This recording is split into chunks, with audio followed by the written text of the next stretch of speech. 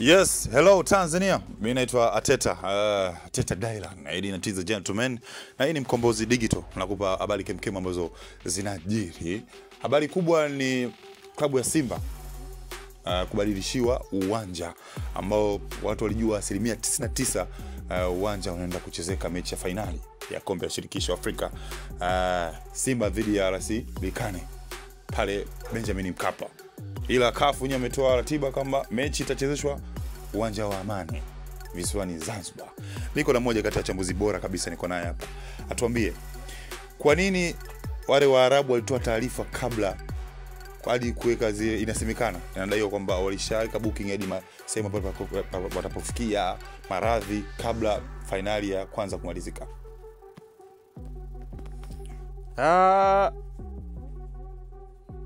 Unaweza kusema ni kwamba Berkane ni moja kati ya timu ambayo inaongozwa na baadhi ya viongozi ambao nao wana nafasi kwenye shirikisho la soka barani Afrika, nikimaanisha CAF. Mwenyekiti wao yupo katika kamati ya mashindano ya michuano hiyo.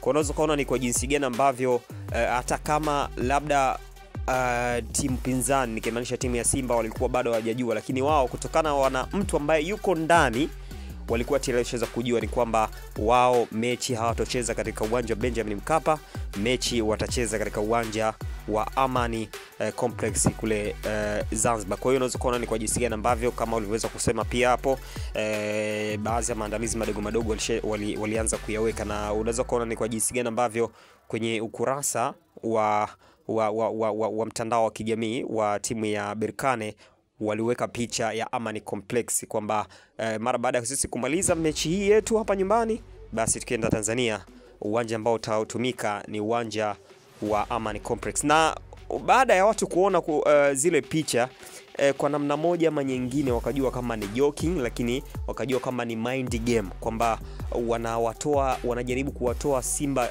mchezoni kabla ya mchezo wa kwanza kuchezeka. Kwa hiyo ile ilikuwa ni mind game, lakini kwa namna moja ama nyingine kulikuwa na ukweli ndani yake.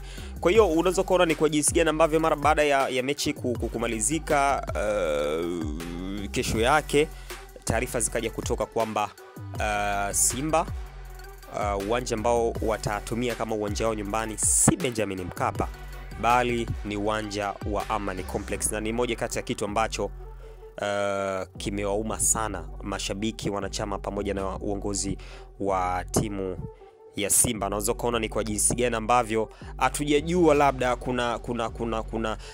kuna kujiamini kiasi gani kulikuwepo, ndio maana hadi uongozi wa timu ya Simba wakaamua kuanza kuuza tiketi na bado hawajapata tamko la mwisho kwamba ni kweli mchezo utachezeka katika uwanja wa Benjamin Mkapa.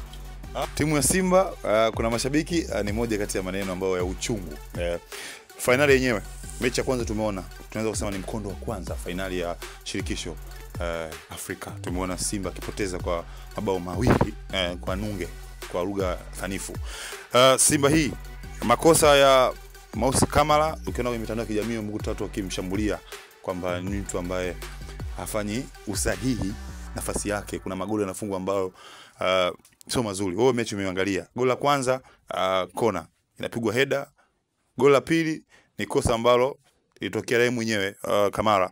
Goli la tatu ambalo lilifanya goal offside, lakini ufunguaji wa Kamara unaweza kusema ni ufunguaji wa Manula. Watu walikuwa wanajumuisha zile Ayubu la Craig, walikuwa wanaangalia makipa watatu ambao wamepita kwenye ile mingoti mitatu ya Simba. Una neno la kusema Kamara huyu kuna tatizo anafanya, au kuna kosa ambalo analifanya alijua, au ni timu yenyewe inakuwa ina pressure? Siku zote mashabiki wanapenda kukiona kitu kizuri uwanjani, na kama hawakioni kitu kizuri basi kuna maneno tu yatatoka, lakini hawatapata nafasi ya kuweza kukumbuka nyuma ni nini ambacho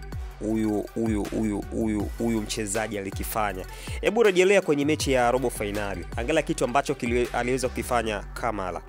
unaweza kuona ni kwa jinsi gani ambavyo mashabiki, wanachama, uongozi pia wa timu ya Simba walikuwa wakitoa kongole zao kwa kipa huyu Kamara kwa kile ambacho aliweza kuifanya. Penalti karibia 2 amezitoa.